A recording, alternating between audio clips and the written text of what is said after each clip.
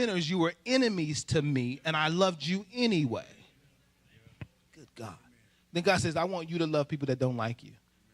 Here it is. I'm going to get into it. He's the sovereign king of everything. I don't even think I'm going to have time. I'm going to have to abstract up so you can hear it. Verses 13 through 22 talk about him being king of the cosmos, God of everything. He created it all. Come on, say he created it all. And it's interesting to create somebody who would then not like you. And you love them anyway.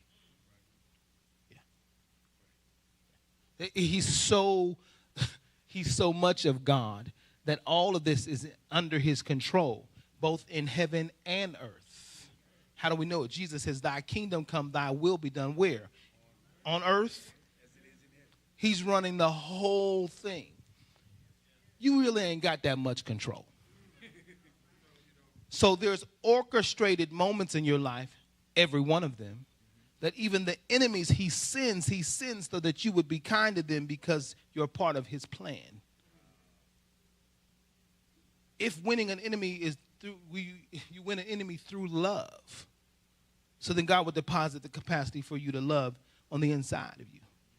This hesed is a part of who you are. This agape process is a part of who you are. I don't know why God keeps pushing me in this direction with y'all, but y'all better forgive somebody, love somebody, and especially love the people that are hard to love, because here it is, you hard to love. Both hands. Let pretty girl come here and tell you, no, I love him, but some days it's hard to love him. Like, good God, you get on my nerves. I'm developing her love muscle. Right. Yeah. And my prayer life, that's right. My mama got a good prayer life. My wife got a good love muscle. So who in your life has loved you at that capacity? You can guarantee that loving you has made them better. Loving you has made them better. Right, okay. So here's what we are. I need you guys to really lean in during your prayer time to ask God to purge your hearts so that unforgiveness doesn't rule your hearts. Because then you begin to project unforgiveness on people who don't deserve it. So I'm catching strays, and it ain't got nothing to do with me. Who you mad at? My son's favorite response to people who make hurtful statements is, who hurt you?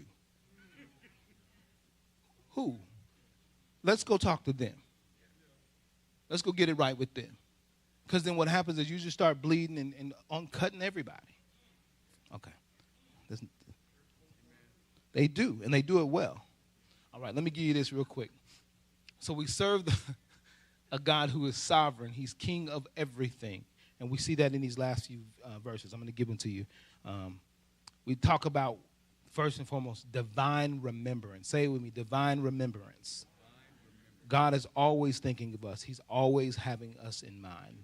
Verse 13 says, like a father shows compassion to his children, so the Lord gives compassion to those who fear him, for he knows how we are formed. Here it is. He remembers that we are dust. He remembers that we are dust, that we are frail, that we are fragile. As for a man, his days are as grass, as a flower of the field he flourishes. For the hot wind passes over it, and it is gone. The place where it was is not known. So life is but a fleeting moment. God knows how frail we are, and he handles us accordingly. The focus here is human frailty and God's great love, his mercy, and his compassion on us. Yeah. He knows it. Right? Verse 17, the mercy of the Lord is from what? Everlasting to everlasting. He'll always have mercy. Upon those who fear him, and his righteousness to children's children, to those who keep his covenant, and to those who remember to do his commandments. So what he's talking about there is what's known as cross-generational blessings. It's a statement of faith that he will bless a generation behind me and that generation behind me. Right? That's what he does. From everlasting to everlasting, he is God. He will remember generations. Now, there's also a passage that talks about that generations have to pay consequences for the sins of the father, and that part is true too, because consequences are what they are. Doesn't mean that God can't redeem or create righteousness, but as a father, if I make a huge mistake, it does impact my son. And if it's deep enough, it'll impact my grandchildren. Doesn't mean that God can't solve, save, and redeem, but they still have to live out the consequences. So then I'm called to walk upright, not just for me, but for a generation that's coming. Folks you'll never even meet. And then they start to call them generational curses. But how can I be under a curse if Jesus died and broke every curse?